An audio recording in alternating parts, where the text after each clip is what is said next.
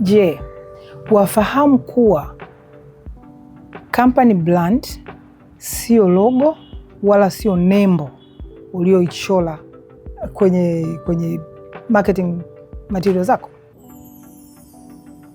Company brand ni ile hisia after service, after purchase. Kwa Kiswahili ni ile hali ambayo mteja wako anaondoka nayo baada ya kupokea huduma kutoka kwako au kununua kitu kutoka kwako. Anajisikiaje? Is that remaining experience? Ile ndio brand, kwa sababu ndio mteja atakayoondoka nayo, atakayoizungumza kuhusu wewe. Fahamu hilo, kwa kuwa ni jambo muhimu sana katika biashara. Tunaishi katika dunia yenye ushindani mkubwa. Sasa hivi kibiashara, hushindani na duka la jirani yako au kampuni inayofanya biashara kama ya kwako katika mkoa wako au wilaya yako au jirani yako. No. Sasa hivi tunashindana na dunia. Unashindana na nchi. Hiyo mnaifahamu. Kupitia teknolojia na utandawazi, watu wananunua bidhaa sasa sio kwa neighboring shop, sio kwa yule aliye karibu naye. Hapana. Watu wananunua biashara mtandaoni. Watu wananunua China, wananunua Dubai, wananunua Tanga, wanaagiza dagaa kutoka Kigoma wakati ziko hapa Kariakoo. Ndiyo dunia tuliyokuwa nayo. Kwa hiyo swala la masoko na swala la brand limekuwa na nafasi ya pekee kuliko ilivyokuwa nyuma. Watu wengi siku hizi, kuna watu ambao hawaendi kabisa madukani na wanapata huduma zote. Hivyo basi, unapofikiria kwa sasa hivi, kwa dunia hii tuliyokuwa nayo, kujenga biashara yako ambapo hata humjui mshindani wako, yaani mshinda wako yuko mahali popote duniani, ni muhimu sana ukawa na mikakati sahihi na imara ya vipi utawafikia wateja wako walio karibu na hata walio mbali. But more important, unawaachia hisia gani? Mkishamaliza kuuziana, anabaki na nini? Anakukumbukaje? Baada ya huduma uliompa, baada ya product aliyonunua kwako, anamwambia nini neighbor wake, rafiki yake? Hapo ndio swala la brand linavyokuwa ni la muhimu sana. Amebaki na nini? Ni lazima kuwa na mikakati ya kuifanya biashara yako ifahamike na watu wengi, si ndio? Na sasa sio wengi tu, majirani, basically wafahamike across the country and even the world kama ikiwezekana.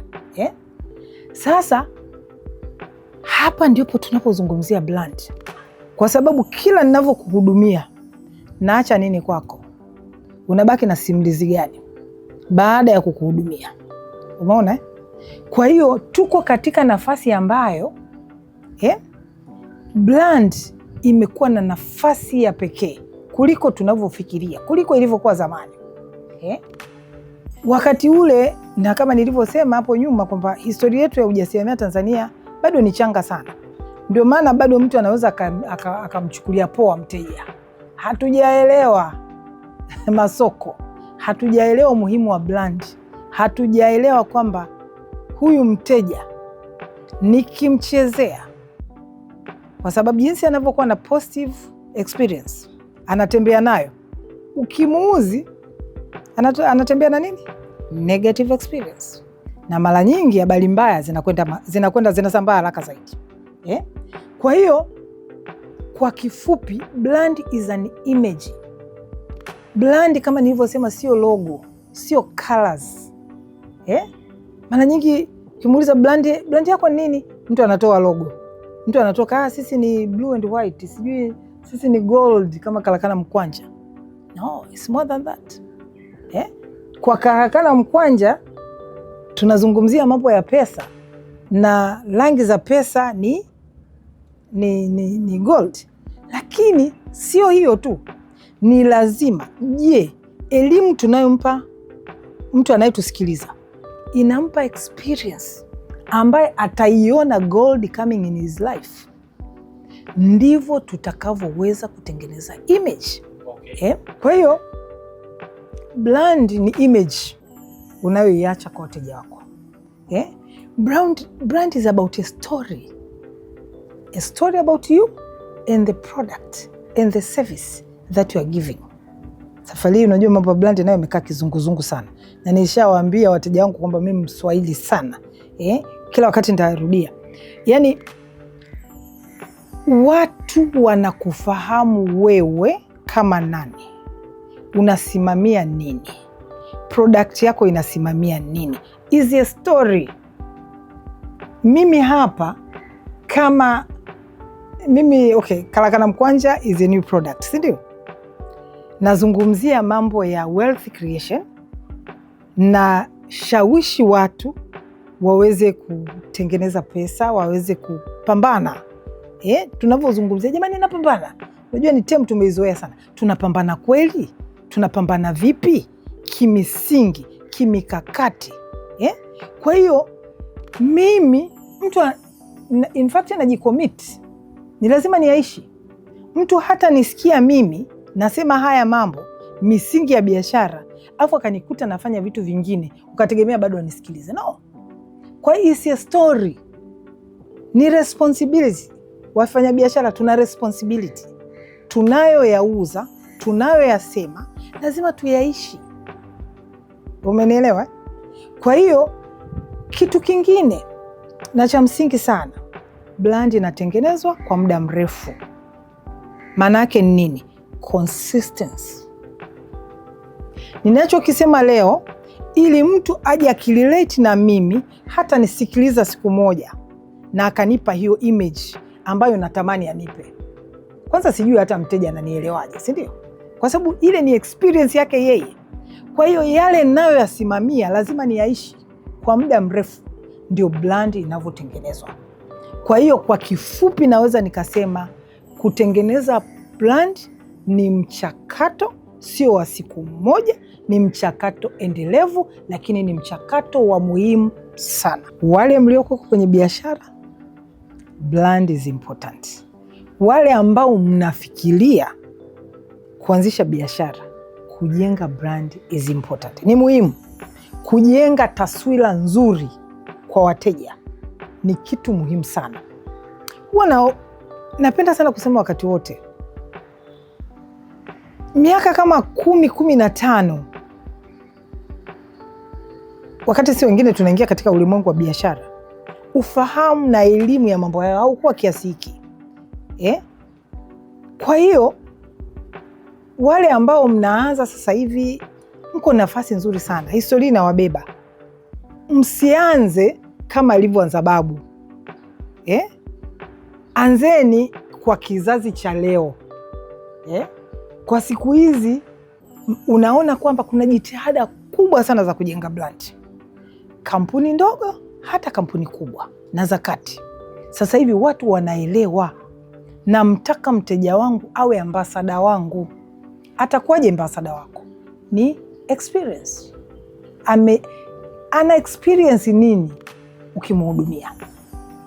Hapa katika mada kabla ya hii tulivyokuwa tunaongea, tulizungumza mambo ya kutengeneza timu. Nitalifaa kwa sababu ni staff, ni team mara nyingi ndio inayokutana na clients, unakutana na wateja. Sasa kama una responsibility ya kukutana na wateja, hakikisha kwamba unaacha positive image, kwa sababu ndio utakavyojenga alama kwa huyo mteja. Kampuni ikifanya vizuri na wewe utafanya vizuri. Kwa hiyo hili ni swala la muhimu sana. Umuhimu wa kuwa na strong brands, company brands, kwa kiasi fulani pia umeletwa na teknolojia. Kwa sababu teknolojia imeleta ushindani. Kwa ile market protection, kwamba jamani tulinde masoko yetu ya ndani, serikali mtulinde, serikali mtulinde, ni ngumu, kwa sababu soko ni kijiji, dunia ni kijiji. Kwa hiyo kitakacho kulinda ni product yako, ni huduma yako, ni customer experience ambayo wateja wanaondoka nayo, ni story wanayoondoka nayo. Tengeneza story, positive story ambayo ina impact wateja wako. Utaona teknolojia imeongeza ushindani, lakini pia teknolojia imepunguza sana pia gharama za masoko. Namna ya kutengeneza matangazo. Sasa hivi unaweza kutengeneza matangazo mazuri sana, haraka na kwa bei nafuu sana kuliko ilivyokuwa zamani. Zamani tulikuwa tunajua ni mambo ya makampuni makubwa tu, ma international companies. Not anymore. Sasa hivi watu hata kwa simu zao, kwa nini wanatengeneza matangazo na yanakwenda dunia nzima. Kwa hiyo ni kipindi ambacho kweli ni mapambano. Zamani tulikuwa tunazungumzia kwamba tunapambana, lakini ukweli wa mambo, mapambano yenyewe tulikuwa hatujaanza. Sasa hivi kweli mapambano ya biashara, ukiamua kufanya biashara lazima upambane. Msikilizaji wangu, narudia, hii ni misingi ya kujenga biashara imara. Ni mfululizo wa vipindi vya misingi. Utaona tumefanya mingi sana, tumefanya team, tumefanya capital na kadhalika. Leo hii tuko kwenye brand na masoko. Nina maswali kidogo kwako. Je, kwa wewe uliye kwenye biashara for sometimes, naomba nikuulize, hivi unamjua mteja wako? Sometimes unamuuliza mtu, wateja wako ni nani? Anakwambia wateja wangu ni wafanyabiashara. Hao sio wateja wako. Ukisema wafanyabiashara, yani unaongea nani? Mfanyabiashara ni nani? Ukiwa umemtaja kila mtu, hujamtaja eti mtu. Hapa tunakwenda sasa kwenye market niche. Ndani ya hawa wafanyabiashara wengi, wewe umewalenga nani? Swali la pili, unajua mahitaji ya mteja wako? Unajua umuhimu wa kulenga, wa kutarget? Ukiwa a jack of all trades, yani wewe unamhudumia kila mtu, ni vigumu sana kujua mahitaji sahihi na kwa undani ya mteja wako. Nikisema sisi K Finance, nikisema sisi tuna niche, ni mfano, washindani msije kunivamia hapa. Nikisema no, nasema washindani, lakini pia nawaambia customers wetu. Kwa mfano, sisi tuna product contractors loan. Umeona? Tuna deal na wakandarasi. That is a specific niche. Kwa kama na deal na contractors, ina maana najua mahitaji ya contractors. Siwezi nikampa contractor mkopo sawasawa na mtu wa retail shop. Si unaelewa? Kwa sababu retail shop, yani mteja yule naye, tuseme kama duka la mangi, ananunua sukari leo, anauza, yani ananunua sukari na anauza kesho yake. Kwa hiyo hahitaji hata mkopo wa muda mrefu, si ndio? Lakini contractor anahitaji mkopo wa muda mrefu. Kwa wewe ambaye unafikiria kuanza biashara, wewe ndio uko vizuri zaidi. Jipange. Usiende juu kwa juu. Usijifanye wewe unataka kuwa mhudumu wa kila mtu. Itakuwa ngumu, kwa sababu hutaweza kujua mahitaji, kwa sababu mteja yule unayemfahamu lazima umsikilize, umfahamu na ujue mahitaji yake. Kwa uzoefu wangu, sisi wafanyabiashara, nikiwemo mimi, nimwambia mimi ni mfanyabiashara wa miaka 15, 16 iliyopita. Kwa hiyo nina stories za zamani, lakini niko napambana kwenda na za sasa. Huko nyuma nakumbuka hata nilishaingia kwenye business competition. Yani wafanyabiashara wale wanaotakiwa, kulikuwa na ufadhili wa mitaji. Kwa hiyo watu wanaleta business write up. Ukisoma eneo la masoko, nikasheshe. Ukimwambia soko, anakwambia mimi nitatangaza redioni, nitafanya nini. Sasa mara nyingi sisi Waswahili wa Tanzania tulikuwa tunafikiria product. Mimi nataka kutengeneza vinyago, si ndio? Kwa hiyo natengeneza vinyago, lakini sijamjua mhitaji wa vinyago ni nani na mtu. Alafu hata kwenye vinyago, maana tukienda kwenye niche tutasema hata ni vinyago vya aina gani. Unakuta mtu anatengeneza product anayoipenda yeye, passion yake yeye, lakini je, soko ndio linalotaka? Ndugu zangu, katika dunia sasa hivi ambako tunataka personal experience, tusiangalie mapenzi yetu sisi, tuangalie mapenzi ya soko. Na ili uyajue mapenzi ya soko, lazima soko ulifahamu. Kwa hiyo ni lazima uwekeze effort ya kulijua soko. Napenda kusisitiza kwamba unapoweka mikakati yako ya biashara, hili jambo liweke kwa uangalifu wa hali ya juu sana. Kwa sababu gani?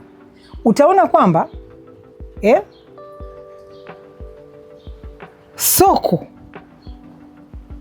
soko, yani mikakati yako ya soko, ya masoko, ikiwemo kutengeneza brand, ndiyo inayorahisisha nini? Sales, mauzo.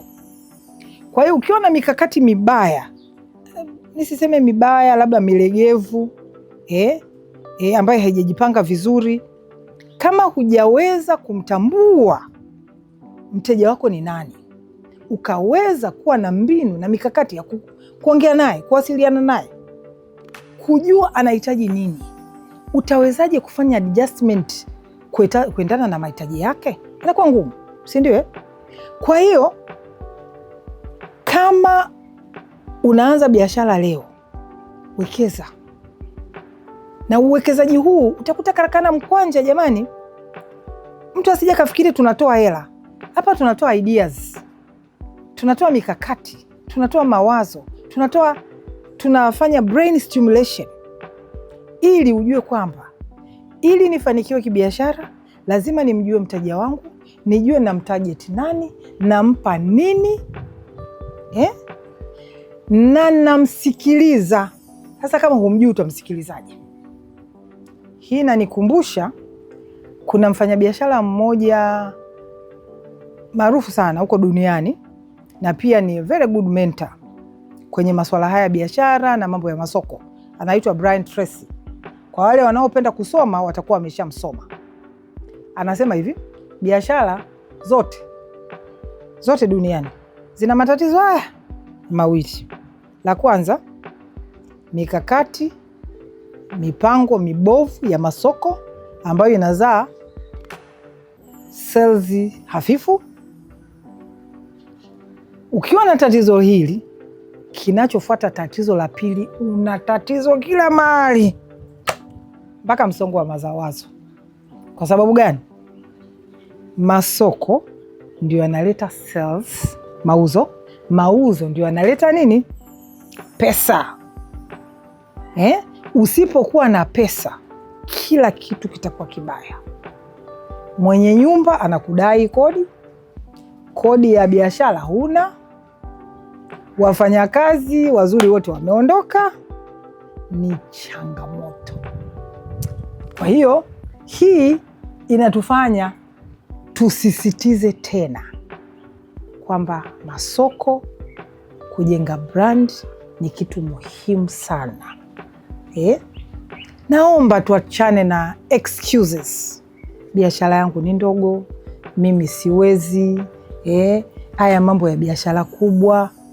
Lakini kumbuka, kama unataka kukua na kuongezeka, hili swala halikwepeki.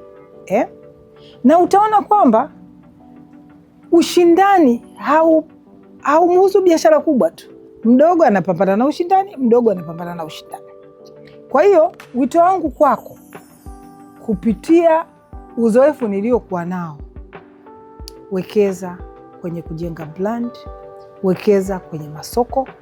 Najua jambo hili sio rahisi sana, ni jambo ambalo linahitaji elimu.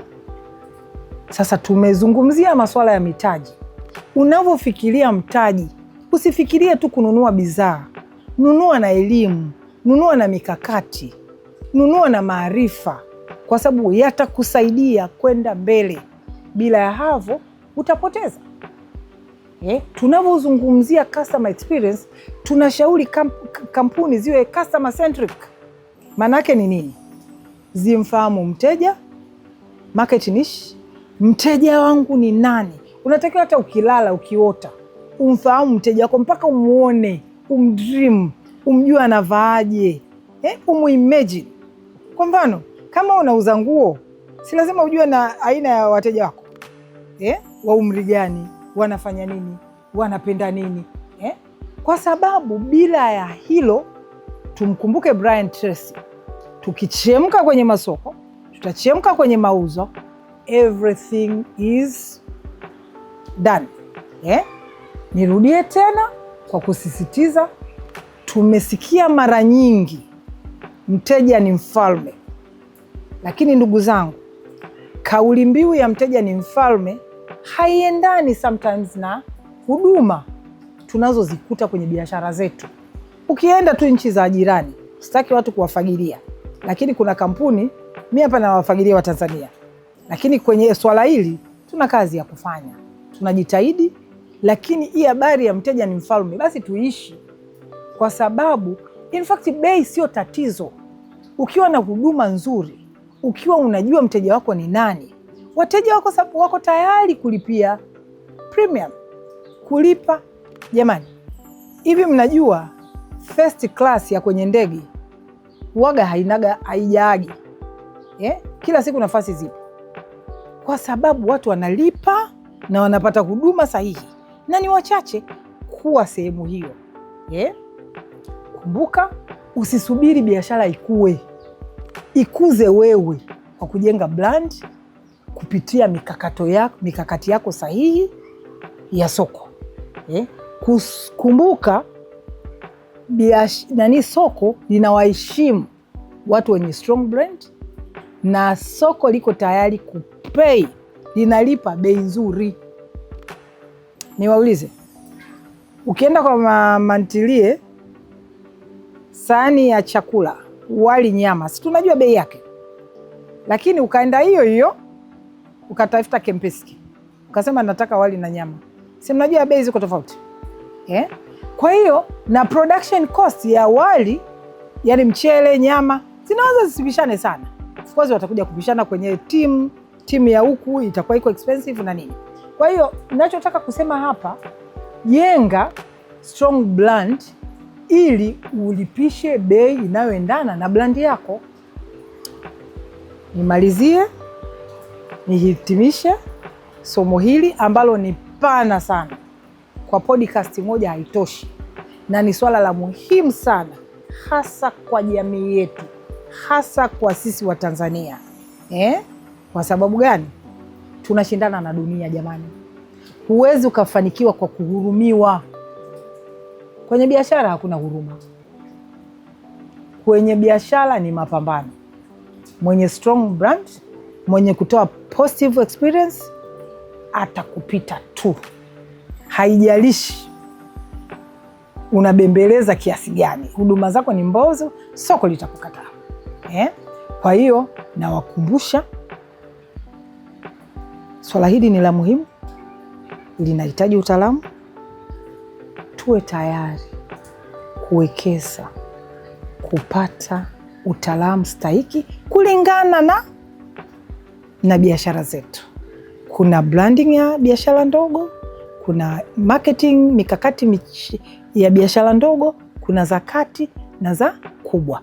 Jitafakari wewe uko wapi, isifike mahali udogo wako ukakufanya usifanye vitu vilivyo sahihi.